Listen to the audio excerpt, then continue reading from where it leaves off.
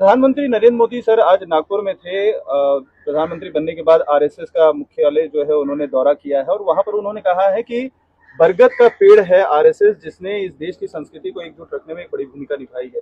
Visit को और उनके इस बात को आप किस तरीके से? देखिए, आज तक इतने साल हो गए, अभी तक प्रधानमंत्री जी वहाँ गए नहीं थे। मैं समझता हूँ कि बीजेपी को सबसे बड़ी सपोर्ट करने वाली आरएसएस है और अभी आरएसएस के चीफ ने कई बातें अच्छी बात किया कि हर मस्जिद के नीचे मंदिर ढूंढना बंद करो, ये सारी फिरका परस्ती को बंद करो। मैं समझता हूँ कि अगर वहाँ गए हैं तो मेरा ये निवेदन होगा प्रमुख आरएसएस साहब से कि आप जो है कम से कम एक सीख दीजिए कि जिस तरह से राजधर्म निभाने के लिए हमारे पुराने प्रधानमंत्री वाजपेयी जी ने कहा था, आप कहिए इनसे कि राजधर्म निभाओ। इस देश में मुसलमान संविधान के मुताबिक रहता है, अब मुसलमानों को रहने का जो हक है ना वो छीना जा रहा है। कम से कम इस पर डिस्कशन होना चाहिए।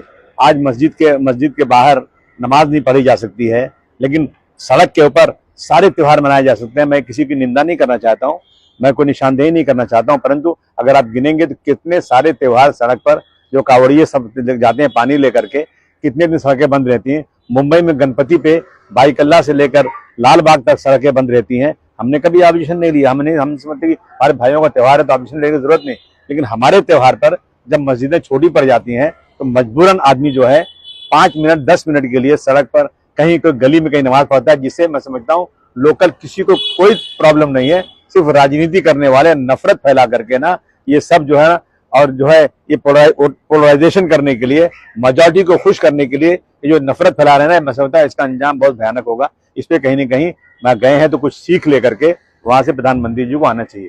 मटन की जो दुकानें हैं या जो नॉनवेज की दुकानें हैं सर, नवरात्र भर में खासतौर पर जो मंदिर हैं उनके 200 मीटर तक जो भी हैं वो बंद रखे जाए।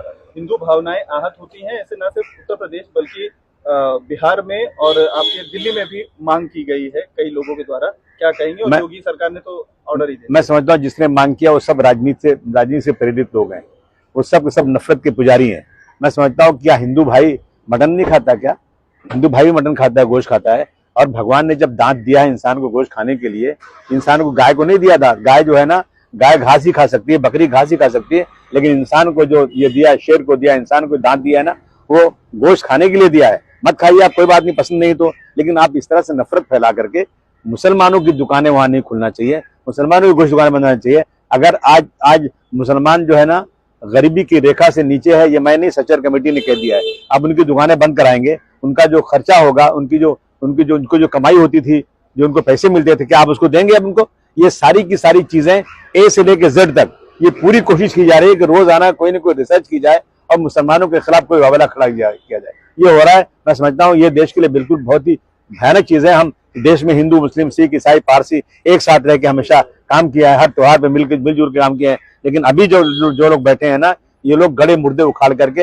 अननेसेसरी जबरदस्ती का सिर्फ और सिर्फ नफरत पैदा करना चाहते हैं। और जब एक मंत्री ही नफरत की बात करेगा, जब चीफ मिनिस्टर और डिप्टी चीफ मिनिस्टर इस तरह की बातें करेंगे कि भाई नारायण की जो है नीतीश राणे क्यों नहीं बोलेंगे? नीतीश जब देश में कुछ लोग उसके खिलाफ मैं समझता हूँ कि मुसलमानों ने कभी भी किसी धर्म के खिलाफ आज तक नहीं बोला है। नीतीश राणे कहते हैं हमारी गणपति, हमारे जो त्योहारों में मुसलमान रोना अटकाते हैं, कभी नहीं अटकाते हैं।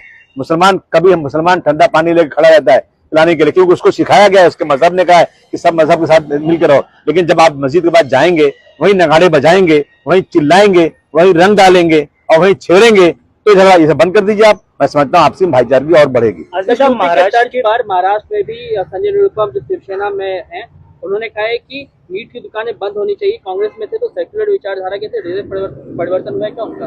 आपने दोगला सुना है? दोगलापन है ये। आपने सुना है ये जो मदारी होते हैं ना, जो रंग बदलते रहते हैं, आज कभी दिलीप कुमार साहब साधु बन गए और कभी जो है डाकू बन गए। तो ये ऐसी है, डाकू और साधु वाले लोग हैं, ये जो है मदारी का काम कर रहे हैं। ये इनकी राजनीति में कोई इनका आइडियोलॉजी नहीं, कोई वसूल नहीं है। जहां लगता है कि कुछ मिल जाएगा, प्याला लिए खड़े भीख मंगे की तरह से कि कुछ मिल जाए मुझे, मैं कुछ बन जाऊं। लेकिन मैं समझता हूं ऐसे लोगों को कभी राजनीति में आगे लाना नहीं चाहिए। ये देश को तबाही करने वाले लोग हैं।